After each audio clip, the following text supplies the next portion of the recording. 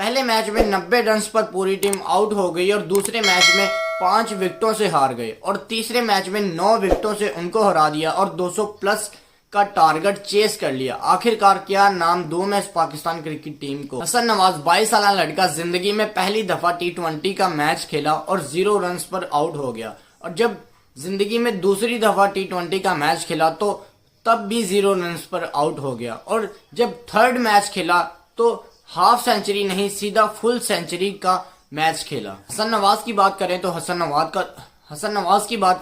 नवाज का ताल्लुक लिया से है और हसन नवाज की उम्र 22 साल है और ये PSL 8 में इस्लामाबाद यूनाइटेड का हिस्सा भी था और हमारी अतलात के मुताबिक इसको पिक किया गया था पेशावर ज़ल्मी की जानिब से। अगर उन लोगों की बात मान ली जाती तो पाकिस्तान क्रिकेट बोर्ड इसे बाहर निकाल देता। और क्या हमें ये साइम अयूब जैसा एक और खिलाड़ी तो नहीं मिल गया? बड़ा जबरदस्त खिलाड़ी है। मुझे तो लगता है कि हमें साइम अयूब और हारिस रऊफ जैसा एक और खिलाड़ी मिल गया है। कमेंट सेक्शन में जरूर बताना। ये हसन नवाज ने बैटिंग बड़ी अच्छी की, लेकिन बात वही है एक्सपीरियंस की। वक्त के साथ एक्सपीरियंस भी हो जाएगा। आप हसन नवाज से ये तवक्को नहीं रखिएगा कि हसन नवाज अगले मैच में भी सेंचुरी स्कोर करेगा, उससे अगले मैच में भी सेंचुरी स्कोर करेगा। इसमें हसन नवाज की गलती नहीं हो, आप लोगों की गलती हो कि आप उसे तवक्को रख रहे हैं कि वो अगले मैच में भी सेंचुरी स्कोर करेगा। तकरीबन हसन नवाज अगले मैच में 30 से 40 स्कोर करेगा और तकरीबन उससे अगले मैच में भी 30 से 40 स्कोर ही करेगा, इससे ज्यादा कुछ नहीं होगा।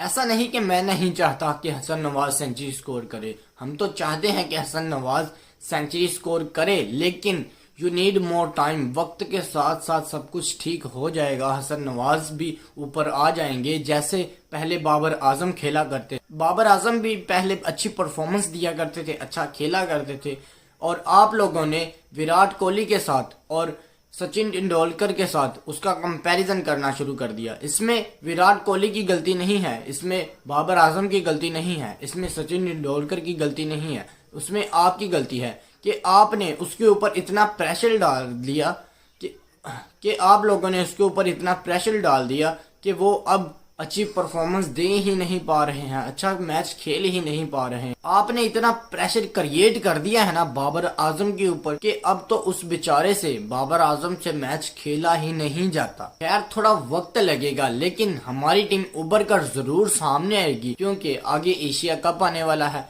एशिया कप में हमें नए खिलाड़ी मिलते जा रहे हैं। साइम अयूब एशिया कप के लिए, फखर जमान एशिया कप के लिए, हसन नवाज की भी अच्छी परफॉर्मेंस है। उसने अभी थर्ड सीरीज में T20 की थर्ड सीरीज में सेंचुरी स्कोर की है, वो भी एशिया कप के लिए।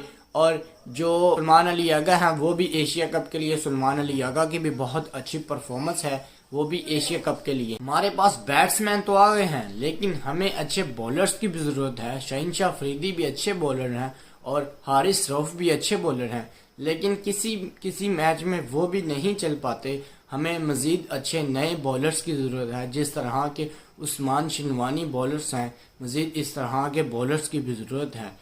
इस वीडियो में अपना ढेर सारा प्यार दिखाइएगा। मजीद इस तरह की वीडियोस देखने के लिए आप मेरे चैनल को सब्सक्राइब कर लें, ताकि मेरी हर आने वाली वीडियो आप लोगों तक ज़रूर पहुँच सके। और हाँ, अपनी राय का इजहार ज़रूर कीजिएगा कमेंट सेक्शन में। मिलते हैं अगली वीडियो।